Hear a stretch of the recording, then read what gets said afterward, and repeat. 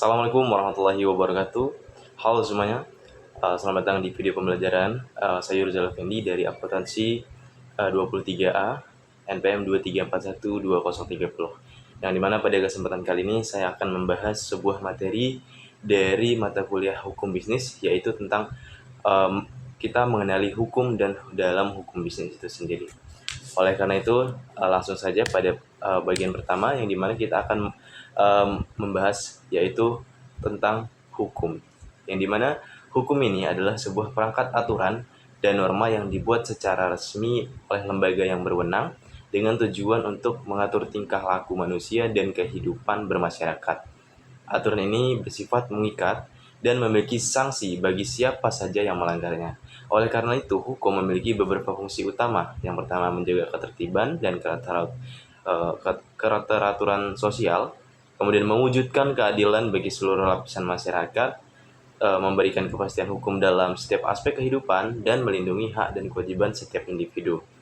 Kemudian, setelah kita ketahui bahwasannya hukum adalah sebuah peraturan yang dibuat agar dapat mengatur dari sebuah individu dan juga kelompok terkait dengan perilaku yang dilakukannya. Oleh karena itu, dalam konteks bisnis terdapat hukum bisnis yang dimana menjadi sebuah pilar dunia usaha, yang dimana hukum bisnis ini adalah cabang hukum yang khusus mengatur hubungan antara atau interaksi dari pelaku bisnis, mulai dari perusahaan, konsumen, hingga pemasok dan pihak-pihak lain yang terlibat dalam aktivitas ekonomi.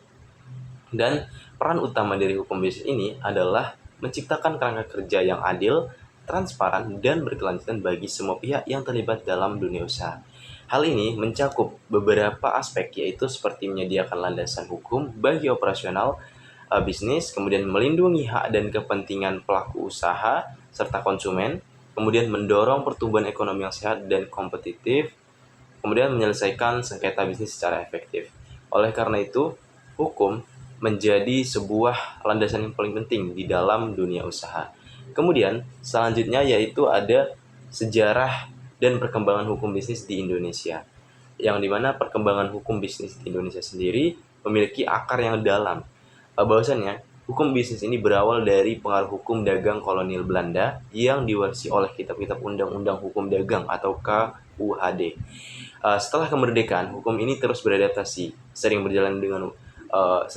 berjalannya waktu dengan dinamika ekonomi global serta juga nasional.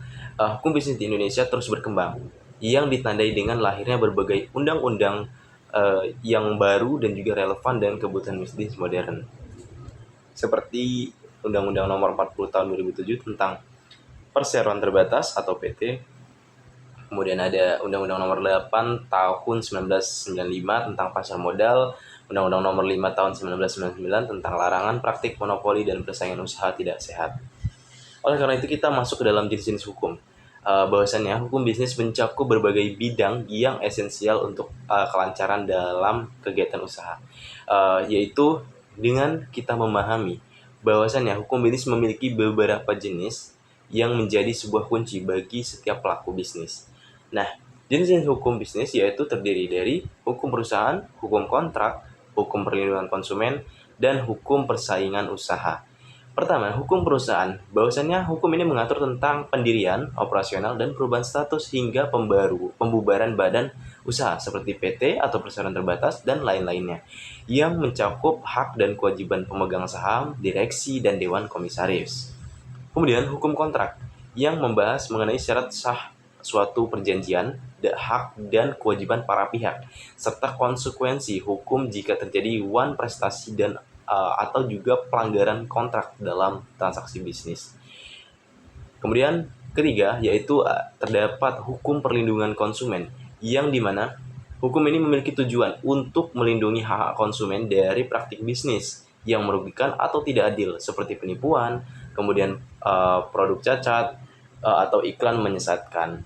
Nah, hal ini menjamin bahwa hak konsumen untuk mendapatkan informasi yang benar juga memiliki landasan hukumnya. Nah, kemudian ada yang terakhir yaitu hukum persaingan usaha, di mana hukum ini memiliki peran sebagai pencegah praktik monopoli dan persaingan tidak sehat yang dapat merugikan konsumen dan pelaku usaha lainnya, sehingga kita sebagai pelaku usaha dapat menciptakan iklim bisnis yang kompetitif dan juga efisien tanpa memberikan atau membuat kerugian dari banyak orang.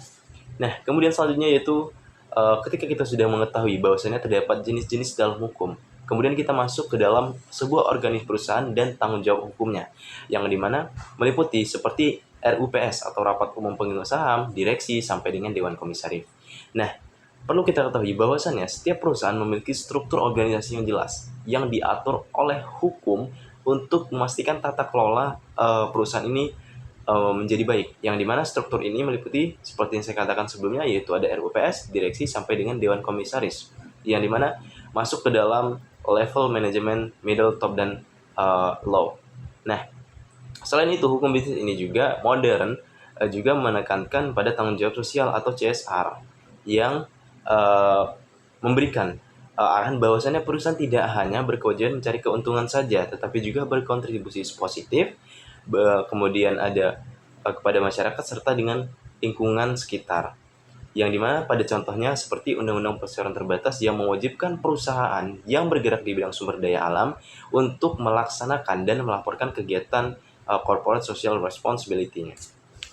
Kemudian bahwasannya organisasi memiliki tanggung jawabnya, yaitu baik dari dampak apa yang mereka berikan terhadap lingkungan, baik juga dengan bukan hanya sekadar mencari keuntungan. Nah, kita masuk ke dalam sebuah peran etika dalam hukum bisnis, yang ditujukan bahwasannya etika bisnis berperan sebagai kompas moral yang melengkapi kerangka hukum. Oleh karena itu, meskipun hukum menetapkan batasan yang harus dipatuhi, etika ini mendorong perusahaan untuk bertindak di luar kewajiban minimal yang ditentukan oleh hukum, demi menciptakan bisnis yang lebih adil, bertanggung jawab, sampai dengan berkelanjutan. Oleh karena itu, terdapat contoh kasus yang memang menunjukkan bahwasannya terdapat peran etika ini dalam hukum bisnis. Seperti contohnya yaitu terdapat sebuah perusahaan yang terlibat dalam skandal penipuan atau praktik kerja yang tidak etis, mungkin tidak hanya menghadapi sanksi hukum, namun terdapat denda atau pidana. Nah, tetapi juga kita lihat terdapat juga kerugian reputasi yang parah, kemudian kehilangan kepercayaan konsumen, sampai dengan penurunan nilai sahamnya. Oleh karena itu, hal ini menunjukkan bahwa pelanggaran etika dapat memiliki dampak finansial dan sosial yang sama-sama merusaknya sampai dengan akar. Bahwasanya bahkan lebih besar dan juga bisa kita bandingkan dengan pelanggaran hukum yang semata. Yang dimana hal ini menunjukkan etika bisnis adalah sebuah pondasi untuk membangun kepercayaan, loyalitas pelanggan, serta keberlangsungan jangka panjang bagi sebuah perusahaan. Kemudian kita masuk ke dalam studi kasus terkait dengan sengketa kontrak bisnis, yaitu perlu kita ketahui bahwa sengketa kontrak adalah salah satu permasalahan yang paling umum terjadi di dalam dunia bisnis, yang dimana kita memahami bagaimana sengketa ini muncul dan bagaimana penyelesaiannya sangat penting. Baik, pertama yaitu terdapat terjadi pelanggaran kontrak, yang dimana ditujukan asumsinya sebuah perusahaan A atau pembeli ini mengadakan perjanjian dengan pemasok B untuk pengiriman bahan baku. Namun, pemasok B gagal mengirimkan bahan baku sesuai jadwal yang disepakati, yang memang menyebabkan kerugian bagi perusahaan A tadi. Kemudian, step kedua yaitu ada upaya negosiasi awal, yang dimana perusahaan A tadi dan pemasok B mencoba menyelesaikan masalah melalui negosiasi langsung, kemudian mencari solusi seperti penundaan jadwal atau kompensasinya, sehingga negosiasi gagal. Namun langkah selanjutnya perlu dilakukan, yaitu pertama mediasi atau arbitrase, yang dimana pihak dapat memilih jalur mediasi dengan bantuan pihak ketiga sebagai pihak yang netral untuk mencapai kesepakatan bersama, atau arbitrase penyelesaian oleh arbiter yang keputusannya bersifat mengikat sesuai dengan klausul dalam kontrak. Kemudian ada proses pengadilan, yang dimana jika mediasi ini atau arbitrase tidak berhasil, sengketa dapat dibawa ke pengadilan. Oleh karena itu, pengadilan akan meninjau bukti-bukti argumen kedua belah pihak untuk membuat keputusan berdasarkan hukum yang berlaku. Nah, ketika sudah memasuki ke dalam proses pengadilan, maka kita dapat melakukan eksekusi keputusan. Yang dimana setelah keputusan pengadilan atau arbitrase final, pihak yang kalah diwajibkan untuk mematuhinya. Jika tidak, pihak yang menang dapat meminta bantuan penegak hukum untuk melaksanakan putusan tersebut. Nah, dari contoh kasus tersebut terdapat juga bahwasannya gambaran bahwasannya terdapat dampak hukum bisnis bagi pelaku usaha, yang dimana penerapan dalam pemahaman hukum bisnis memiliki dampak signifikan dan multifas bagi setiap pelaku usaha, baik skala kecil maupun besar. Oleh karena itu, terdapat beberapa dampak hukum bisnis bagi pelaku usaha, yaitu seperti memberikan kepastian hukum dan perlindungan, mendorong iklim bisnis yang sehat dan kompetitif, mencegah risiko hukum yang merugikan perusahaan. Nah, pada bagian pertama, memberikan kepastian hukum dan perlindungan, bahwasannya hal ini menunjukkan hukum bisnis ini dapat memberikan dan menciptakan lingkungan yang sehat sampai dengan stabil dengan aturan main yang memang jelas sesuai dengan ketentuan yang berlaku, yang memberikan perlindungan hukum bagi hak pelaku usaha, termasuk hak kekayaan intelektual, kepemilikan aset, validitas perjanjian kontrak. Dengan kepastian ini, bisnis dapat beroperasi tanpa rasa khawatir yang berlebihan. Kemudian mendorong iklim bisnis yang sehat dan kompetitif, yang dimana hukum bisnis menjadi aturan persaingan usaha yang adil, mencegah monopoli dan praktik-praktik yang merugikan, yang mendorong inovasi, efisiensi, serta kualitas produk atau layanan yang pada akhirnya menguntungkan konsumen dan perekonomian secara keseluruhan. Kemudian yang terakhir itu dapat mencegah risiko hukum yang merugikan sebuah perusahaan. Dengan memahami dan mematuhi hukum bisnis, perusahaan dapat menghindari sanksi hukum seperti denda besar, tuntutan hukum, atau bahkan pembekuan operasional dari perusahaannya. Yang pencegahan ini mencakup mitigasi risiko reputasi yang dapat merusak citra perusahaan di mata publik sehingga juga sampai dengan investor. Kemudian dari dampak yang kita ketahui bahwasannya kita dapat simpulkan bahwasannya mengapa hukum bisnis ini menjadi penting dalam kegiatan bisnis maupun bagi pelaku usaha juga, yang dimana dinamika dunia usaha yang terus berubah, pemahaman akan hukum bisnis lagi bukan sebuah pilihan, melainkan sebuah keharusan mutlak yang memang harus dijalani dan diikuti. Oleh karena itu, hukum bisnis ini menjadi sebuah fondasi keberhasilan, menjadi alternatif, dan juga bagaimana dia membantu kita menghindari konflik sampai dengan memaksimalkan peluang sampai juga dengan mitra strategis. Nah, hukum bisnis menjadi pilar utama yang menopang setiap aspek operasional, pertumbuhan sebuah usaha, memastikan keberlanjutan dan stabilitas di pasar. Yang dimana dengan kita memahami hukum, pelaku usaha nantinya dapat secara proaktif menghindari potensi konflik dan sengketa yang merugikan.